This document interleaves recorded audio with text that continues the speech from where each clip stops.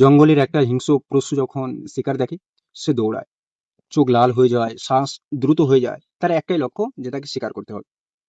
কিন্তু জানো, মানুষ আরো দ্রুত দৌড়ায়, শিকারের দিকে না, অপর মানুষের দোষের দিকে। আবুল হাসান আমিরি রাহিমাল্লাহ বলেন, হিংস্র পশু তার শিকারের দিকে যত দ্রুত অগ্রসর হয়, মানুষ এর চেয়েও দ্রুত গতিতে অপর মানুষের দোষ ত্রুটি অনুসন্ধানে ধাবিত হয়। Think about it.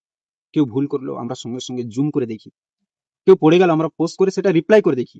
কেউ গুনাহ করলো, আমরা শেয়ার করতে শুরু করি। আজকে সোশ্যাল মিডিয়াতে দেখো, কেউ ভালো কাজ করছে, সেখানে 10টা 20টা লাইক। কেউ কোনো ভুল কাজ করছে, কেউ কোনো নেগেটিভ জিনিস দিচ্ছে, সেখানে হাজার হাজার লাইক। কারণ আমরা ভালো জিনিস দেখতে চাই না, আমরা দোষ দেখতে চাই। Fault hunting has become entertainment. কেন জানো?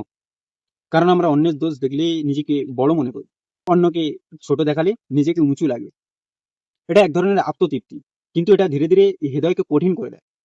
রসুল সাল্লাল্লাহু আলাইহি সাল্লাম সতর্ক করেছেন, কারো গোপন দোষ অনুসন্ধান করো না, কারণ যে অন্যের দোষ খোঁজে, আল্লাহ তার দোষ প্রকাশ করে দেন। ভাবো, তুমি যদি আজ কারোর ভুল নিয়ে হাসো, আগামীকাল হয়তো সেই ভুল তোমার ঘরেও আসবে। সবচেয়ে কষ্টের কি জানো?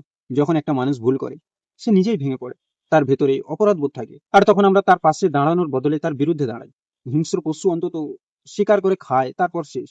কিন্তু মানুষ, মানুষ চরিত্র খায়, সম্মান খায়, ইজ্জত খায়, স্লোলি, পাবলিকলি। একটা প্রশ্ন করো নিজেকে, তুমি কি দোষ খুঁজতে দ্রুত, নাকি ক্ষমা করতে দ্রুত? তুমি কি ভুল ধরতে পারদর্শী, নাকি ঢেকে দিতে উদার? রিমেম্বার, যে দোষ খোঁজে সে শান্তি পায় না, যে ক্ষমা করে সে সম্মান পায়। আজ থেকে একটা অভ্যাস বদলাও, কারো ভুল দেখলে তা ছড়িয়ে দিও না, কারো গুনাহ দেখলে তা প্রচার করো না। কারণ তুমি যদি মানুষের ইজ্জত বাঁচাও, আল্লাহ তোমার ইজ্জত বাঁচাবে। Be a protector, not a predator. Thank you. I am Abdullah, signing off. আসসালামু আলাইকুম।